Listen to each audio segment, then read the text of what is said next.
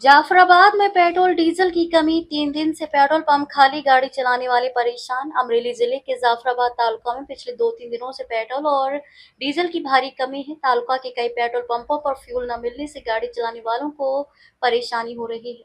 Petrol और diesel की कीमतों में हालिया बढ़ोतरी के बाद भी जाफराबाद में काफी फ्यूल न पहुंचने से लोग नाराज हैं।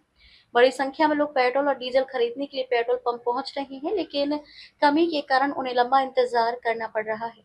खासकर रोजाना के काम, ट्रांसपोर्ट और मछली पकड़ने वाले लोगों को सबसे ज्यादा मुश्किल हो रही है। स्थानीय लोगों ने प्रशासन के सामने मांग उठाई है कि जाफराबाद में रेगुलर और काफी पेट्रोल और डीजल उपलब्ध कराया जाए ताकि आम लोगों को राहत मिल सके। તમારું નામ શું? ભરતભાઈ કયું ગામ? માણેકપુર બરાબર. શું આવ્યા છો તમે અહીંયા ડીઝલ પંપે? ડીઝલ પુરાવા. બરાબર. ડીઝલ અત્યારે કાંઈ મળતું નથી. હા આમ સોમનાથ બધે કાંઈ વસ્તુ નથી મળતું. બરાબર. હવે અમારે આના હપ્તા કેમ કરવા,